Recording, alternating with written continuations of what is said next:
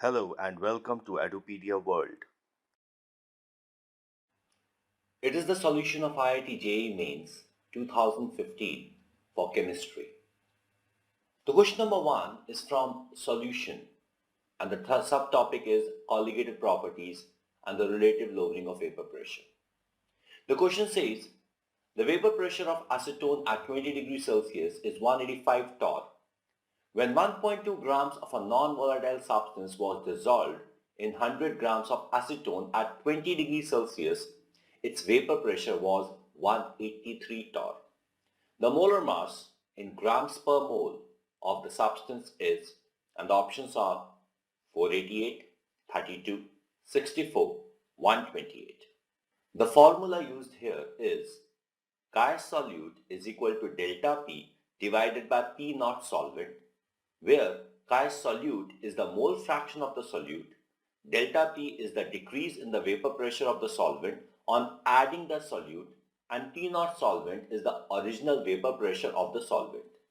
The original vapor pressure of acetone at 20 degrees Celsius is given as 185 torr. The vapor pressure after addition of solute is 183 torr. So, the decrease in vapor pressure delta P is 2 torr.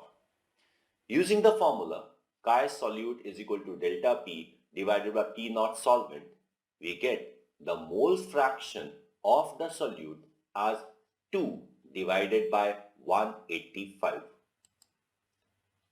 Considering a dilute solution in which the moles of solute can be neglected in comparison to the solvent, the mole fraction of the solute, that is Kiryas solute, is equal to moles of solute divided by moles of the solvent.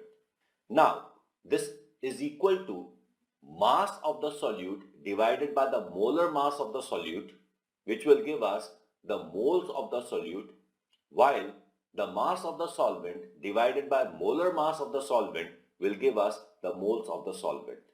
So, the mole fraction of the solute turns out to be mass of the solute divided by molar mass of the solute, this entirely divided by mass of the solvent divided by molar mass of the solvent.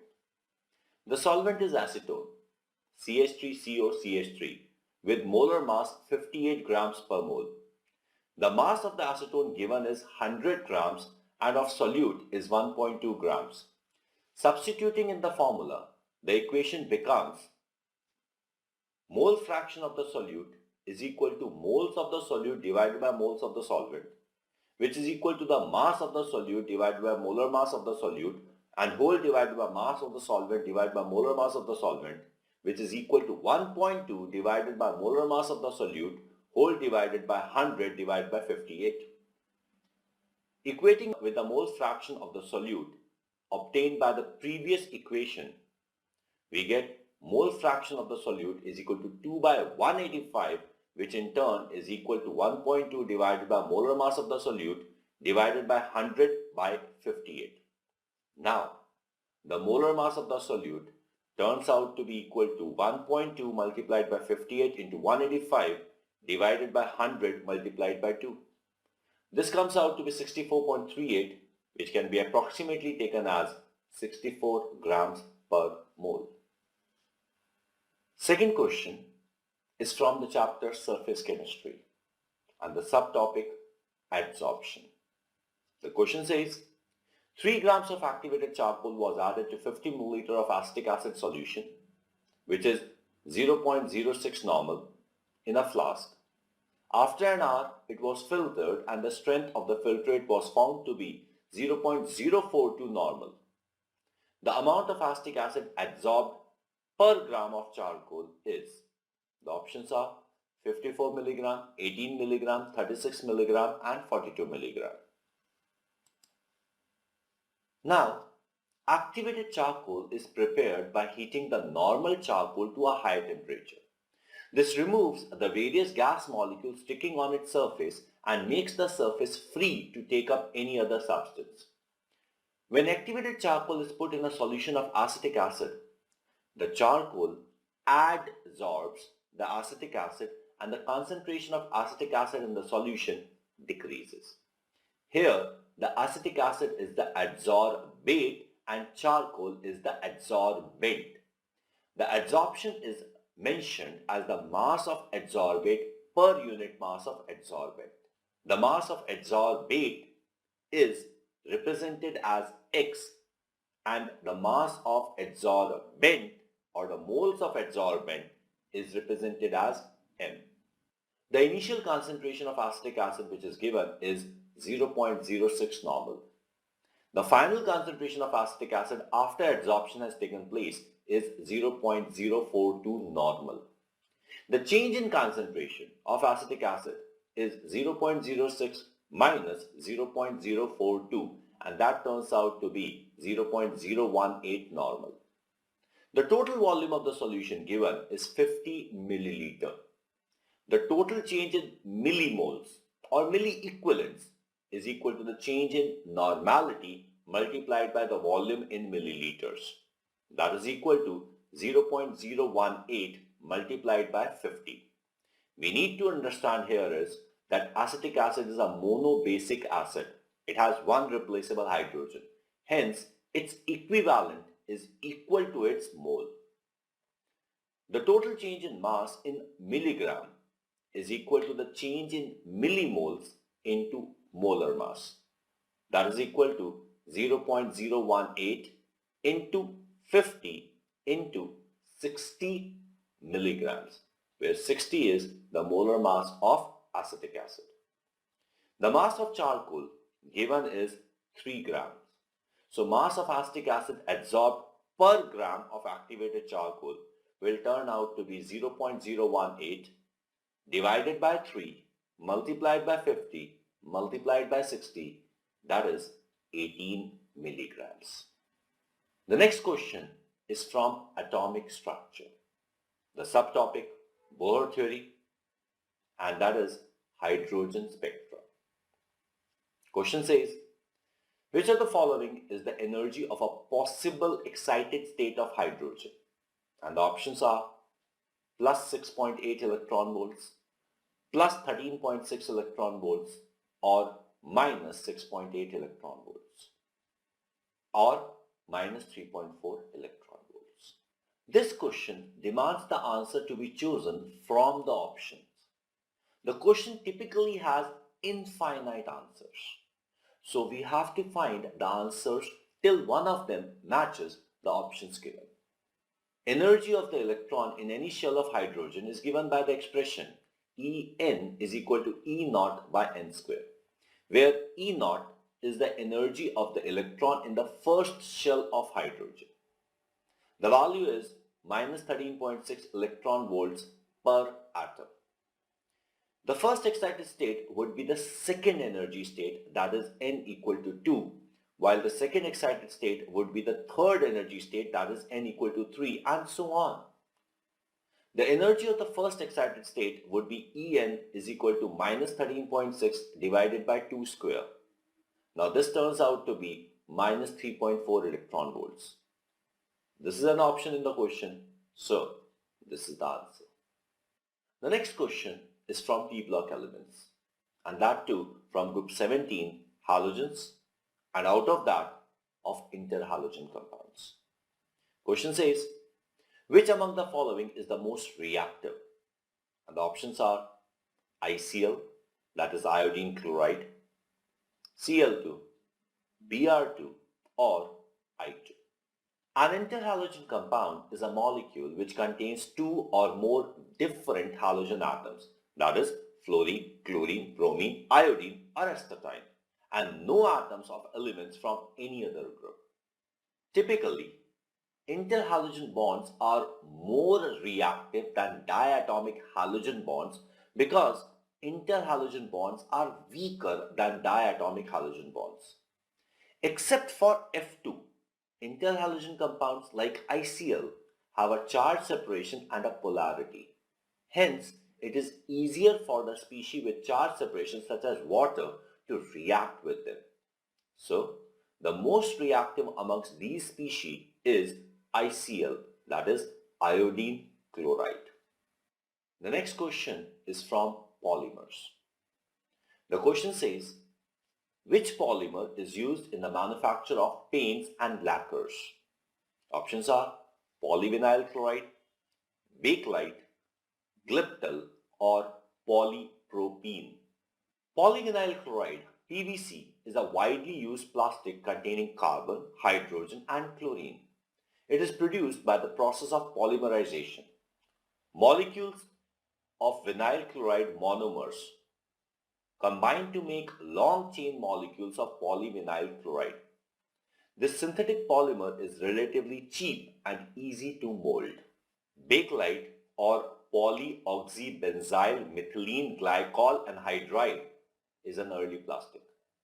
It's a thermosetting phenol formaldehyde resin formed from a condensation reaction of phenol with formaldehyde. One of the first plastics made from synthetic components, bakelite was used for its electrical non-conductivity and heat-resistant properties in electrical insulators, radio and telephone casings, and such diverse products as kitchenware, jewelry, pipe stems, children's toys, and firearms. Although glyptal was originally developed as an insulating paint for electrical application, such as treatment of coils and armatures, its outstanding resistance to corrosion, moisture, oil, acid, heat, dust, and salt sprays has made it popular throughout industry as a primer, sealer, adhesive, and protective finish.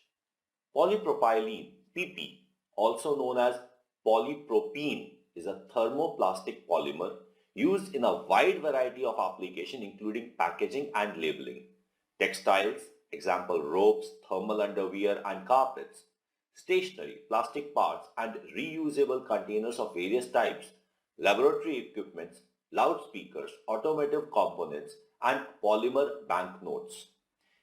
An addition polymer made from the monomer propylene, it is rugged and unusually resistant to many chemical solvents, bases and acids. The next question is from basic concepts of chemistry, that is stoichiometry and mole concept.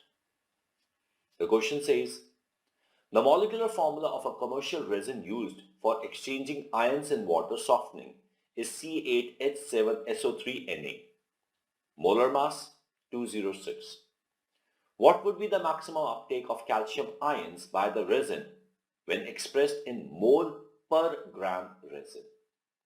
The first option 1 by 412, second 1 by 103, third 1 by 206 and fourth 2 by 309. This is a typical stoichiometry question. Sodium has the valency of 1 while calcium has the valency of 2. Hence, the amount of resin required for calcium will be double of what is required by sodium. Molar mass of sodium resin is 206 grams. 2 mole of the resin will be obtained by 2 moles of the sodium salt, that is 2 into 206 grams. 412 grams of sodium resin will take up 1 mole of calcium. 1 gram of sodium resin will take up 1 by 412 mole of calcium. The next question is from organic chemistry. Some basic principles and techniques having Kiryas method. The question says, in Kiryas method of estimation of halogens, 250 milligrams of an organic compound gave 141 milligrams of AgBr. The percentage of bromine in the compound is atomic mass of silver 108, atomic mass of bromine 80, and the options are 60, 24, 36 and 48. The Kiryas halogen method in analytical chemistry is a method for the quantitative determination of halogens in chemical substances.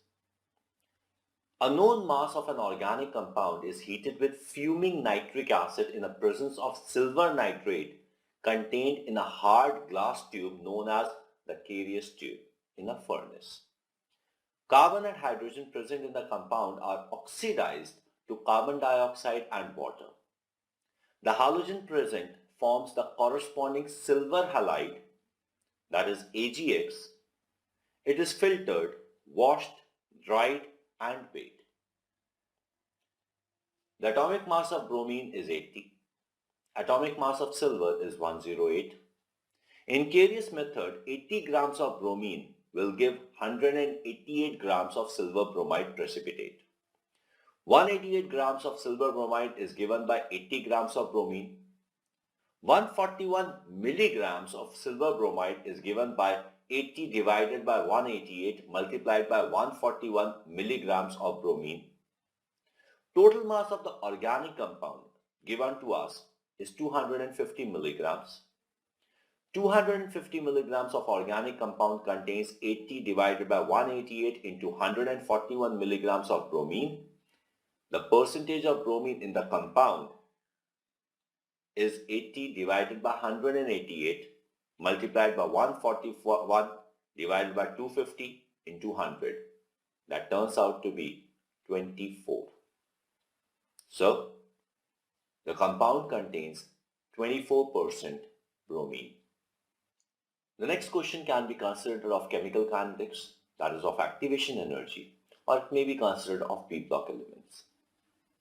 It's an assertion reason type question. The assertion is, nitrogen and oxygen are the main components in the atmosphere, but these do not react to form oxides of nitrogen. The reason given for the question is, the reaction between nitrogen and oxygen requires high temperature. The first option is, both assertion and reason are correct. The second says, both assertion and reason are correct and the reason is the correct explanation for the assertion. Third says, both assertion and reason are correct, but the reason is not the correct explanation of the assertion. Fourth explanation says, the assertion is incorrect, but the reason is correct. The two atoms of nitrogen in a nitrogen molecule are held together by a triple bond, while the two oxygen atoms in an oxygen molecule are held together by a double bond. When nitrogen and oxygen react to form nitric oxide, the energy released in the formation of two nitrogen-oxygen double bonds is not able to compensate for the energy required to break the bonds. This makes the reaction of oxygen and nitrogen endothermic. Further, a huge energy is required to break the triple bond between nitrogen atoms. A huge activation energy is necessary to initiate the reaction, which can only be provided by a very high temperature or a lightning flash. The above reaction requires the temperature of nearly 3000 degrees Celsius and is endothermic. So both assertion and reason are correct and the reason is the correct explanation for the assertion. The next question is of thermodynamics. It gives the relation of Gibbs energy with equilibrium constant. The question says, the following reaction is performed at 298 Kelvin, that is 2NO gaseous plus O2 gaseous in equilibrium with 2NO2 gaseous. The standard free energy of formation of NO gaseous is 86.6 kilojoules per mole at 298 Kelvin. What is the standard free energy of formation of NO2 gaseous at 298 Kelvin? Kp is equal to 1.6 into 10 raised to power 12. Option, the first one, 0.5 multiplied by 2 multiplied by 86,600 minus R bracket 298 natural log 1.6 into 10 raised to power 12. The second one, R into 298 natural log 1.6 into 10 raised to power 12 minus 86,600. Third option, 86,600 plus R into 298 natural log 1.6 into 10 raised to power 12. And the fourth option, 86,600 plus natural log 1.6 into 10 raised to power 12 divided by R into 298. This question asks the relation of equilibrium constant with the change in free energy. The standard free energy is related to the equilibrium constant at constant pressure by the relation delta G naught, that is the standard Gibbs energy change, is equal to minus RT natural log of Kp. The Kp given in the question is 1.6 into 10 raised to power 12 and the temperature is 298 Kelvin. So delta G naught is equal to minus R into 298 natural log of 1.6 into 10 raised to power 12. For the given reaction, that is 2NO gaseous plus O2 gaseous in equilibrium with 2NO2 gaseous, the delta G naught, the standard Gibbs energy change in the reaction, is the summation of the Gibbs energy of formation of products minus the summation of Gibbs energy of formation of reactants. In this reaction, NO and O2 are reactants, but O2 is an element in standard state, for which the standard Gibbs energy of formation is 0. The product in this reaction is NO2. Delta G naught reaction is equal to twice of delta G naught NO2, that is the Gibbs energy of formation of NO2 minus twice the delta G naught NO, that is the Gibbs energy of formation of NO. The standard free energy of formation of NO2 will be delta G naught NO2 is equal to delta G naught reaction plus twice of delta G naught NO whole divided by 2. Delta G naught NO is given as 86.6 kilojoules per mole, that is 86600 joules per mole. If we substitute these values in the expression, we get delta G naught of NO2 is equal to minus R into 298 natural log 1.6 into 10 raised to power 12 plus 2 into 86,600 whole divided by 2. And that's equal to 0.5 multiplied by 2 into 86,600 minus R into 298 natural log of 1.6 into 10 raised to power 12. The next question is from S block elements, that is solubility of salts. Question asks, which one of the following alkaline earth metal sulfate has its hydration enthalpy greater than its lattice enthalpy? And the option given are SrSO4 strontium sulfate, CaSO4 calcium sulfate, BeSO4 beryllium sulfate, and BaSO4 barium sulfate. The lattice and the hydration enthalpy both seem to be dependent on the same factor, that is, the charge density of the ions. Higher is the charge density of the ions, higher is the lattice as well as the hydration energy. Still, there is a difference in their dependence. While the lattice energy depends on the inverse of the sum of the radius of the ions, the hydration energy depends on the sum of the inverse of the radius of the individual ions. The lattice energy dominates over hydration energy when the ions are of similar sizes, while the hydration energy dominates when there is a large disparity in the ionic sizes. In case of beryllium sulfate, the cation is very small while the anion is very large. So the hydration energy dominates over lattice energy. This makes beryllium sulfate very soluble in water. On moving down the group, the size of the anion and cation becomes similar as the size of the cation increases down the group, and we find the solubility decreases. Strontium and barium sulfate are insoluble. The next question is from coordination compounds and organometallics and is from the topic isomerism, and that is geometrical isomerism. The question asks, the number of geometrical isomers that can exist for square planar complex PT, Cl, Py, NH3, NH2OH, where Py is pyridine, is, and the options are 6, 2, 3, and 4.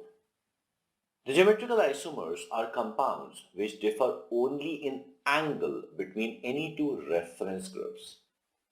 Square planar structure has two different angles, 90° and 180°. A square planar complex having four different ligands has three possibilities. It can be worked out by fixing the position of any one ligand and placing the other three one by one at the position 180° to it.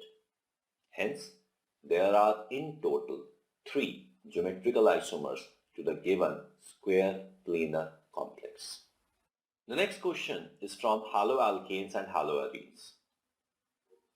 It asks, the synthesis of alkyl fluoride is best accomplished by, options are Schwarz reaction, free radical fluorination, Sandman's reaction, or Finklestein's reaction.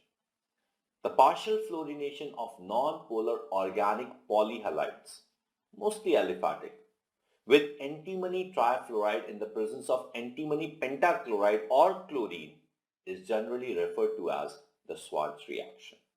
And the mixture of antimony trifluoride and chlorine, SbF3 plus Cl2, is known as the Schwarz reagent.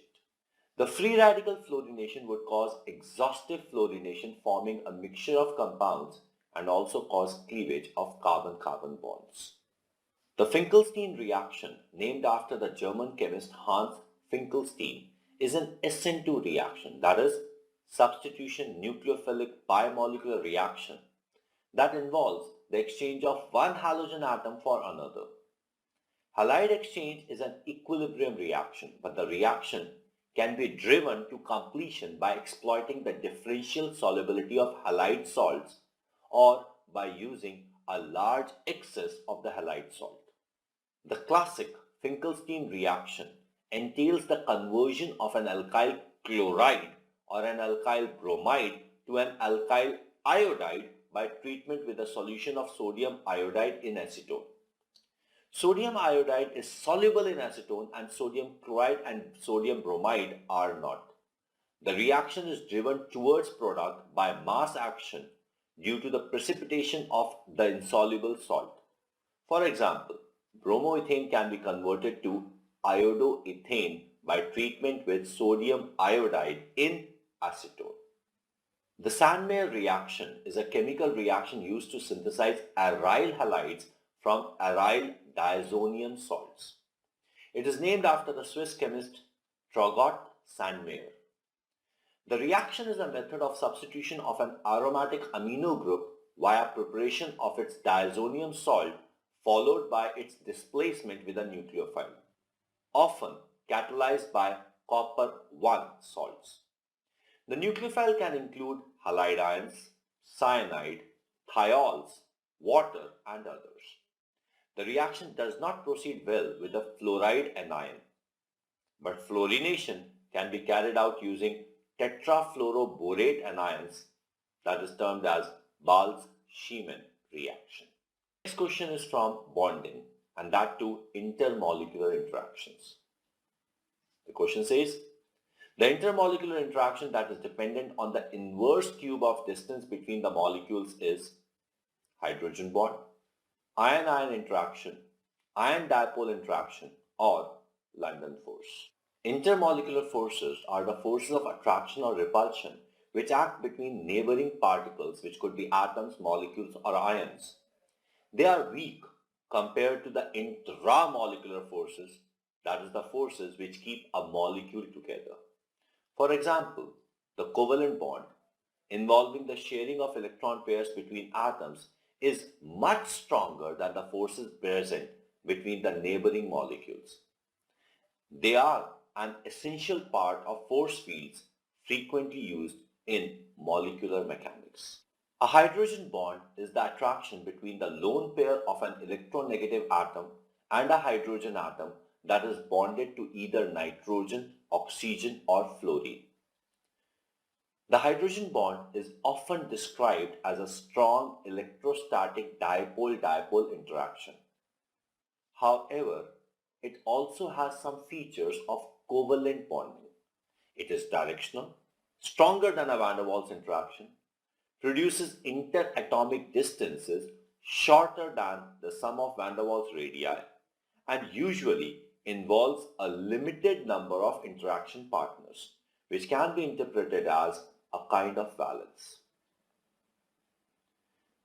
Intermolecular hydrogen bonding is responsible for the high boiling point of water, that is 100 degrees Celsius, compared to the other group 16 hydrides which have no hydrogen bonds. Intramolecular hydrogen oxygen bonding is partly responsible for the secondary, tertiary and quaternary structures of proteins and nucleic acid. It also plays an important role in the structure of polymers, both synthetic and natural. Hydrogen bond is similar to the covalent bond as it is directional and drastically decreases with a change in distance or even the angle. It is a short-range force which becomes zero beyond a certain distance, and over that distance it is essentially only dipole-dipole interaction. Ion-ion interaction is a simple Coulombic interaction between two charges which depends on the inverse of the square of the distance of separation.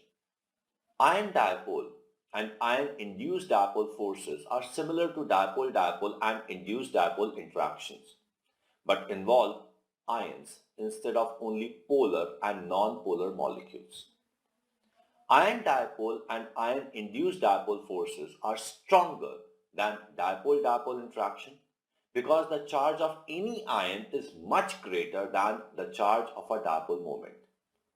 Ion-dipole bonding is stronger than hydrogen bonding.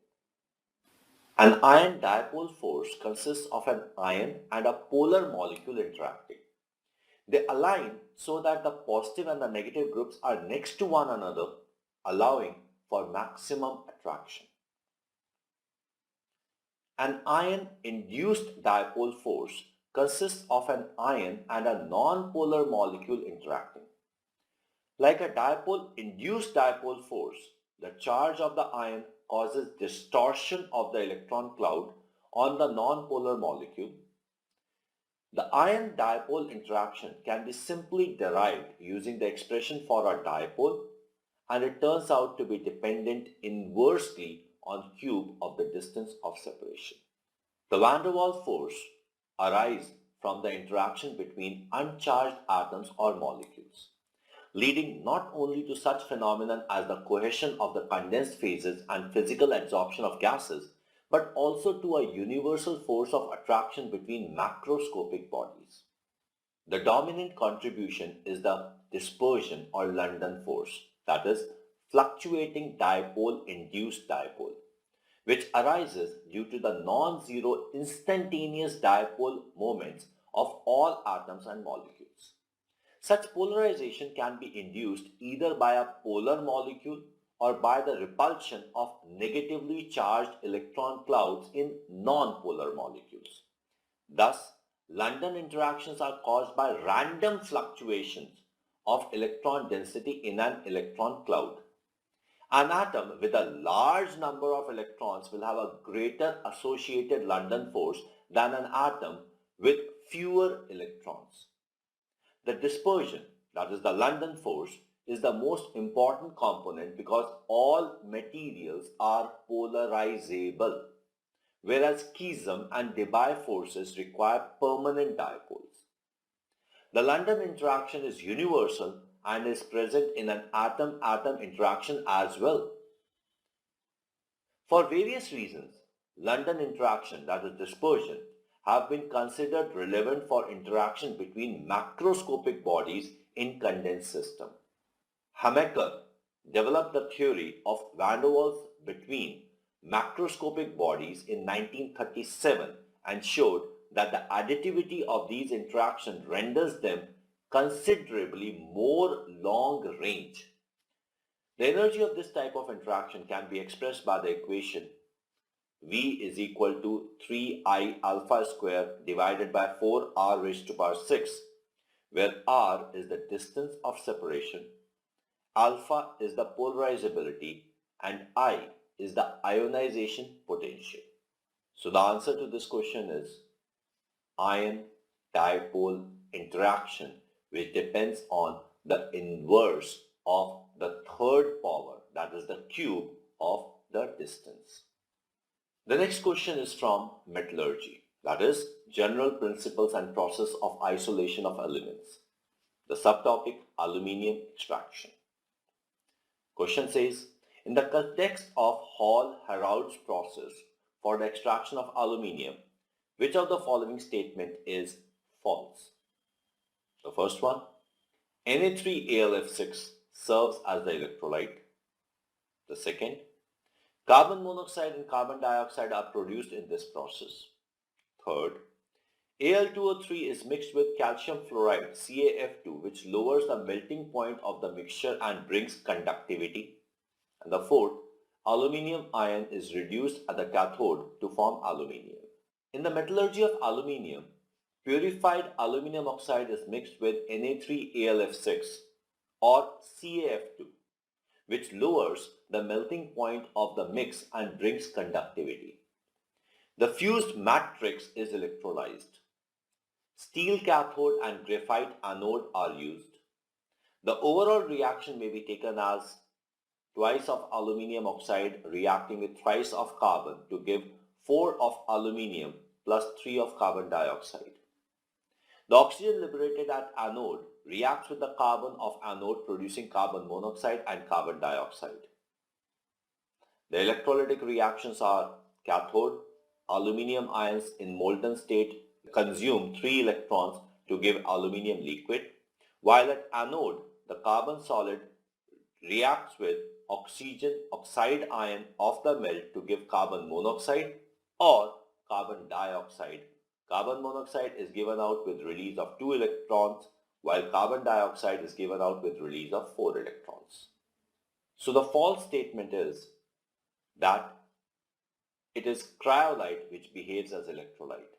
In actuality, it is the mixture of cryolite, that is Na3AlF6, along with aluminium oxide, that is the electrolyte. The next question is from hydrocarbons of the topic geometrical isomerism. Question says, which of the following compounds will exhibit geometrical isomerism? The first one, 1,1-diphenyl 1-propene. Second one, 1-phenyl 2-butene. Third one, 3-phenyl 1-butene. And fourth one, 2-phenyl 1-butene. For any organic compound to show geometrical isomerism, it must satisfy 2 conditions. First one, it must have non-free rotation between 2 atoms. This non-free rotation could be due to the presence of a double bond, or it could be due to a cyclic structure. The second condition is the 2 groups attached to any of the atom of the non-free rotation other than the non-free bond must not be identical. Let's consider each of the given compounds and their structures. The first compound has non-free rotation, but there are 2 identical groups, that is phenyl, attached to 1 carbon of the non-free rotation. Hence, it will not show geometrical isomerism. The second compound has non-free rotation, and both carbons of the non-free rotation have different groups attached to them. Hence, it will show geometrical isomerism. The third compound again has a non-free rotation, but one of the carbon of the non-free rotation has 2 hydrogen, that is the same groups attached to it. So it will not show geometrical isomerism. The fourth compound again has non-free rotation, but one of the carbon of the non-free rotation again has 2 hydrogens, that is the same groups attached to it. So it again will not show geometrical isomerism. So only this particular compound, which has both carbons of the non-free rotation having different groups attached to it, will show geometrical isomerism. The next question is from classification of elements and periodicity in properties. It is from the subtopic ionic sizes. The question simply asks, the ionic radius in angstrom of N3 minus, O2 minus and F minus are respectively. First option says 1.71, 1.36 and 1.40. Second says 1.36, 1.40 and 1.71. Third says 1.71, 1.40 and 1.36, while the fourth says 1.36, 1.71 and 1.40. For isoelectronic species, that is the species which have the same electronic configuration, the one which has the highest positive charge has the smallest size, while the one having the highest negative charge is the largest. It is due to the effective nuclear charge, which depends on the number of protons in the nucleus and the electrons around the nucleus. As the protons increase, the effective nuclear charge increases, decreasing the size. Hence, N3 minus would be greater than O2 minus would be greater than F minus. The important fact about this question is you don't need to know the actual size of any of these ions. You just need to know the trend, as only one option has the value in this order, that is 1.71, 1.40 and 1.36. The next question is from hydrogen. Subtopic hydrogen peroxide. It asks you, from the following statements regarding H2O2, choose the incorrect statement. The first one, it has to be kept away from dust. Second, it can act only as an oxidizing agent. Third, it decomposes on exposure to light. Fourth, it has to be stored in plastic or wax-lined glass bottles in dark. Dust provides a charged surface to catalyze the decomposition of hydrogen peroxide. The oxygen in hydrogen peroxide has the oxidation state of -1, which allows it to show oxidation, that is, oxygen moving from -1 to 0 oxidation state, as well as reduction, in which oxygen moves from -1 to -2 oxidation state. Even light is able to initiate disproportionation of hydrogen peroxide, releasing water and oxygen. It must be stored in wax-lined plastic bottles, as the sodium ions leached from the glass bottles also catalyze its decomposition. So, the statement which claims that it can act only as an oxidizing agent is the false statement, because hydrogen peroxide has a capacity to act as oxidizing as well as reducing agent. The next question is from chemical kinetics. Subtopic molecularity. It says, higher order, that is greater than 3, reactions are rare due to, first one, the loss of active species on collision. Second, low probability of simultaneous collision of all the reacting species. Third, increase in entropy and activation energy as more molecules are involved. Fourth, shifting of equilibrium towards reactant due to elastic collisions. The probability of 3-particle collision is extremely low. Most often, it would be 2 particles colliding followed by the third particle, making it the reaction 2-step and each step bimolecular. Beyond 3, the probability is almost non-existent. The next question is from D and F block elements. It is the match the following type of questions, wherein in one column we are given the various catalysts and in the other column we are given the various processes. The match the catalyst to the correct process. The catalysts are TiCl3, PdCl2, CuCl2 and V2O5, while the processes are Wacker process, Ziegler-Natta polymerization, contact process and Deccan's process. The Wacker process, or the Hoechst-Wacker process, named after the chemical companies of the same name, originally referred to the oxidation of ethylene to acetaldehyde by oxygen in water in presence of tetrachloropalladate 2 as the catalyst. The same basic reaction is used to produce aldehydes and ketones from a number of alkenes with Monsanto process for producing acetic acid. A Ziegler-Natta catalyst, named after Carl Ziegler and Giulio Natta, is a catalyst used in synthesis of polymers of 1-alkenes, that is alpha olefins. Catalysts based on titanium compounds are used in polymerization reaction in combination with co-catalysts, organoaluminium compounds such as triethyl aluminium, AlC2H5 thrice. The contact process is the current method for producing sulfuric acid in the high concentrations needed for industrial processes. Platinum used to be the catalyst for this reaction. However, as it is susceptible to reacting with arsenic impurities in the sulfur feedstock, vanadium 5 oxide V2O5 is now preferred.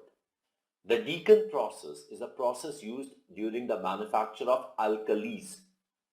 The initial end product was sodium carbonate by Lee-Blanc process. Hydrogen chloride gas was converted to chlorine gas, which was then used to manufacture a commercially valuable bleaching powder. And at the same time, the emission of waste hydrochloric acid was curtailed. The reaction takes place at about 400 to 450 degrees Celsius in the presence of variety of catalysts, including copper chloride. PiCl3 corresponds to Ziegler-Natta polymerization.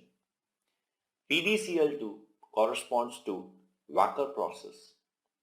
CuCl2 corresponds to Deccan's process, and V2O5 corresponds to contact process. The next question is from the P block elements, that is group 18. Which one has the highest boiling point? Xenon, helium, neon or krypton? Noble gases are monoatomic molecules held together by only weak molecular interactions, that is, the dispersion forces or London forces. These forces depend on the surface area of the molecule.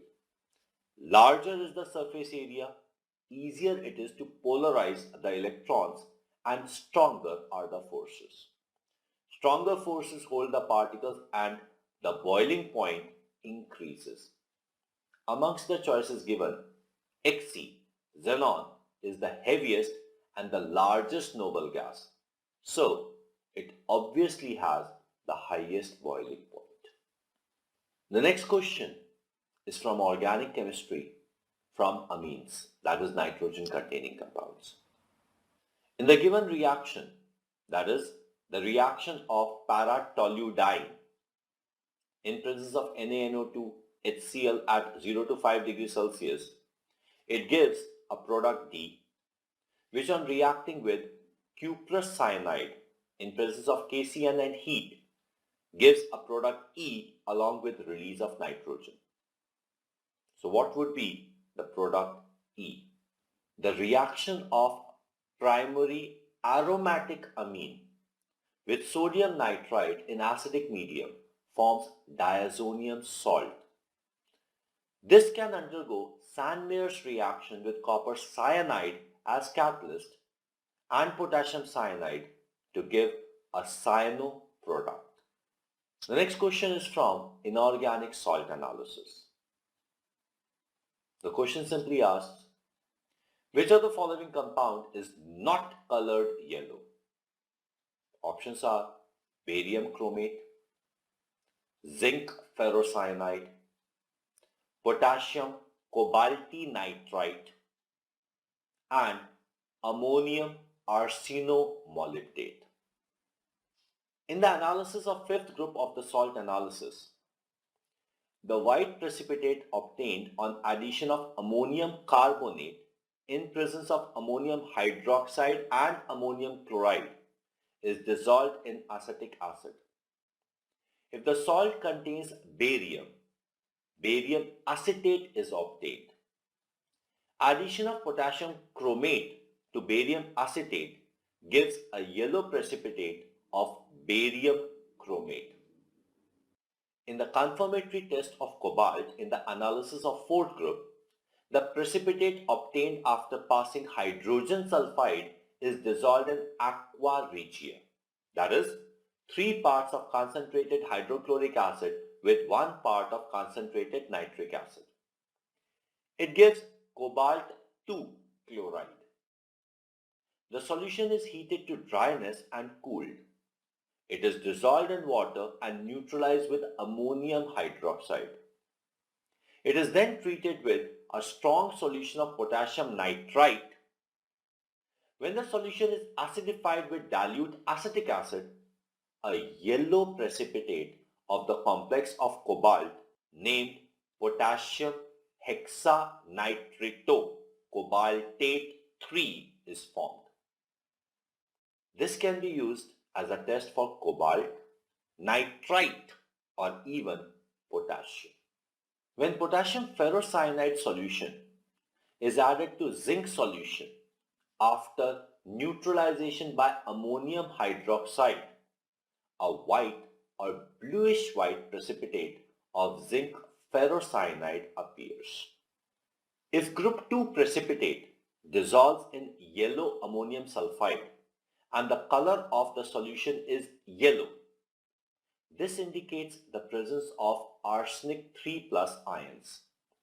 Ammonium thioarsenide formed on dissolution of arsenic sulfide decomposes with dilute HCl and a yellow precipitate of arsenic 5 sulfide is formed, which dissolves in concentrated nitric acid on heating due to the formation of arsenic acid. On adding ammonium molybdate solution to the reaction mixture and heating, a canary yellow precipitate is formed. This confirms the presence of arsenic 3+ ions. This test is identical to the test of phosphorus. Phosphorus and arsenic have very identical size, and so the chemical properties also match. So amongst the given choices, zinc ferrocyanide is the only one which is not yellow. Hence, this is the answer. The next question is from solid state, cubic arrangements.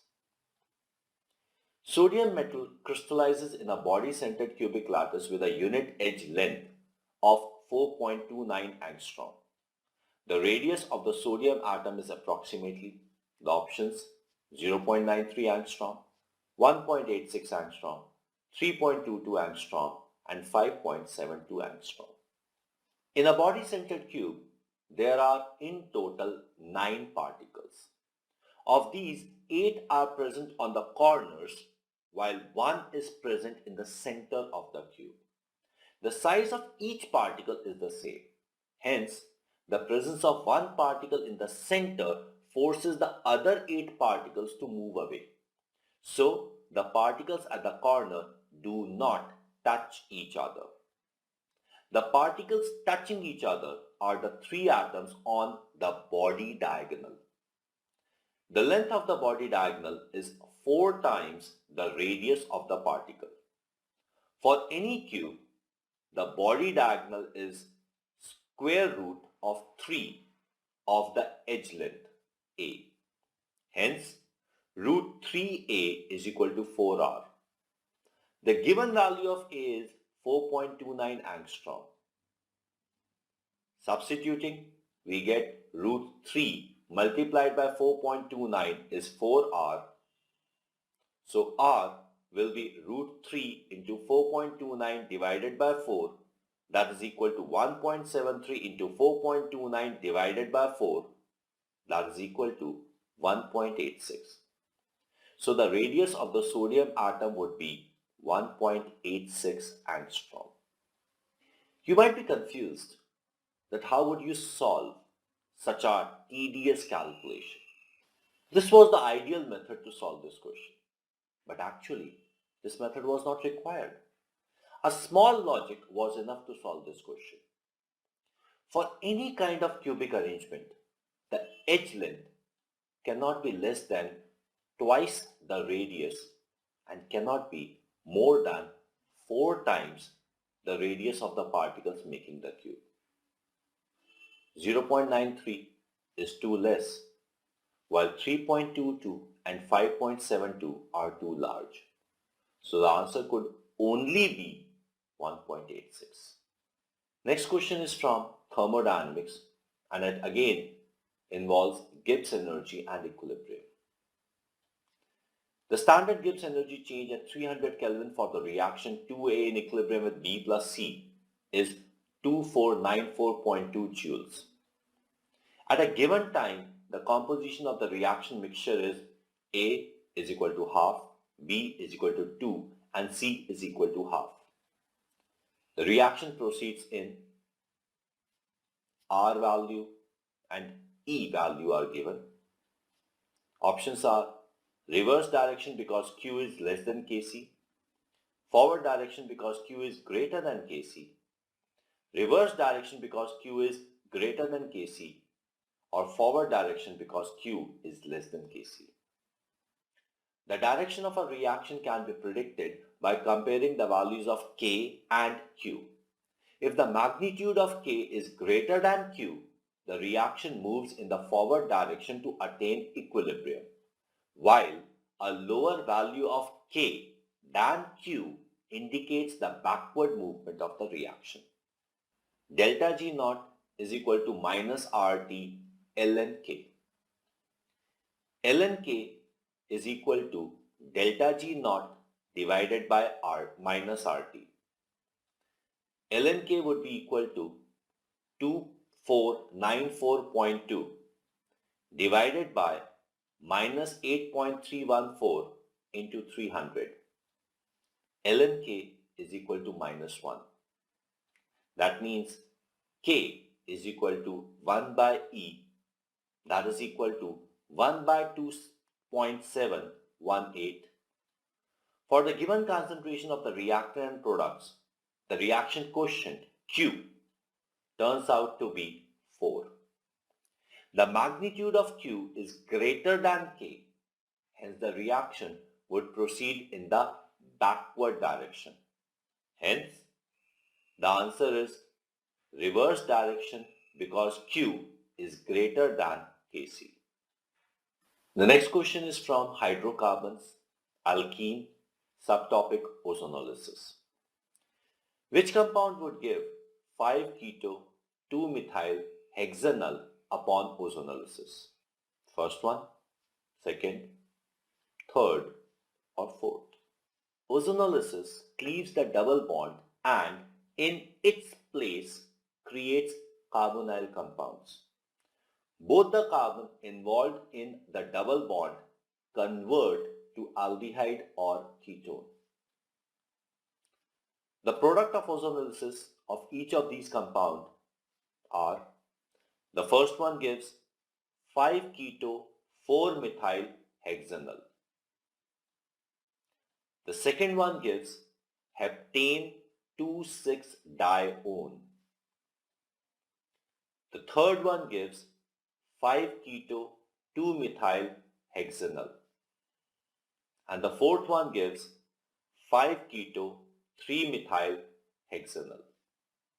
Hence the answer is the third one, which gives us 5-keto 2-methyl hexanal. The next question is from the chemistry in everyday life, that is chemistry in service of mankind. And the subtopic, antacids. Which of the following compound is not an antacid? Ranitidine, aluminium hydroxide, cimetidine, or phenylazine. Ranitidine is in a group of drugs called histamine 2 blockers. Ranitidine works by reducing the amount of acid your stomach produces. Ranitidine is used to treat and prevent ulcers in the stomach and intestines. It also treats conditions in which the stomach produces too much acid, such as Zollinger-Ellison syndrome. Ranitidine also treats gastroesophageal reflux disease and other conditions in which acid backs up from the stomach into esophagus, causing heartburn. Aluminium hydroxide is used to treat the symptoms of too much stomach acid, such as stomach upset, heartburn, and acid indigestion. Aluminum hydroxide is an antacid that works quickly to lower the acid in the stomach. Liquid antacids usually work faster better than tablets or capsules. This medication works only on existing acid in the stomach. It does not prevent acid production. It may be used alone or with other medications that lower acid production. For example, H2 blockers such as cimetidine, ranitidine, and proton pump inhibitors such as omeprazole. Cimetidine INN is a histamine H2 receptor antagonist that inhibits stomach acid production. It is largely used in the treatment of heartburn and peptic ulcers. Phenelzyne, that is also known as Nardil or Nardelzyne, is a non-selective and irreversible monoamine oxidase inhibitor MAOI of the hydrazine class, which is used as an antidepressant and anxiolytic. Along with tranylcypromine and isocarboxacid, phenelzyne is one of the few non-selective MAOIs still in widespread clinical use. So, amongst the given choices, phenelzyne is not used as antacid. It is antidepressant. The next question is from organic chemistry and it's from multiple topics: hydrocarbon, carboxylic acid, acid chloride, and aldehyde. In the following sequence of reaction, toluene reacting with KMnO4, the product reacting with thionyl chloride, the product further reacting with H2PD in presence of BaSO4, the final product. The product C is, could be benzaldehyde, benzoic acid, toluene, or benzyl alcohol. Oxidation of any group attached to benzene, and if that group contains one benzylic hydrogen, that is the hydrogen attached to carbon attached to benzene, with KMnO4 converts it to carboxylic acid. Reaction of carboxylic acid with thionyl chloride will give acid chloride, which on Rosenmund's reduction, that is reduction with poisoned palladium catalyst known as Lindlar's catalyst, gives aldehyde, which in this case is benzaldehyde. The next question is from biomolecules. Subtopic: vitamins. Which of the vitamins given below is water soluble? Vitamin K, vitamin C, vitamin D, or vitamin E? Water soluble vitamins are carried to the body's tissue but are not stored in the body. They are found in plant and animal foods or dietary supplements and must be taken in daily. Vitamin C and members of vitamin B complex are water soluble. Fat soluble includes vitamin A, D, E, and K, all of which perform a variety of important functions in the body. Vitamin A, D, and K cooperate synergistically, not only with each other, but also with essential minerals like magnesium, calcium, and zinc. The next question is from D and F block, and it involves the color. The color of KMnO4 is due to, first one, sigma to sigma star transition. Second, M to L charge transfer transition. Third, D to D transition. And fourth, L to M charge transfer transition. The color of a species could be due to one of the many reasons. In case of colloids, the size of the particle is comparable to the wavelength of the visible light. Due to the scattering of the visible lights, the colloids may be colored. The color of the colloid typically changes with the size of the particle even if the material remains the same. For example, the sulfur colloid could be milky white, yellow, or even green, depending on the size of sulfur particles. The color of transition metal ion is mostly due to transfer of electrons from one d orbital to another d orbital of the same subshell. It is observed in the ions which have partially filled d orbitals, that is d1 to d9. The energy of the d orbitals is different due to the field of the surrounding species. This transition generally falls in the visible spectra, hence is responsible for the color of most of the transition metal compounds. Another reason of color of the salts is the charge transfer spectra. It is the transfer of electron from one atom to another atom in the same structure. For it, the two orbitals on the different atoms should be similar in energy and the energy gap should fall in the visible spectra. This is typically observed in the ions such as permanganate, dichromate and chromate. In all these species, the metal ion is in a high oxidation state. The increase in oxidation state lowers the energy of the 3d orbitals, that is the M shell of the metal, and makes it similar to the 2p orbital, that is the L shell of oxygen. The electron moves from the L shell of the anion to the M shell of the cation with absorption of energy from the visible spectra and makes the species colored. Certain gases such as oxygen, chlorine are colored due to the transfer of electrons between molecular orbitals of the same molecule. Liquid oxygen is blue due to the transfer of an unpaired electron in the pi anti-bonding orbital to the other half-filled pi orbital with absorption of red light and aided by collision. Similarly, the halogen molecules are colored due to the transition of electron from pi star to sigma star.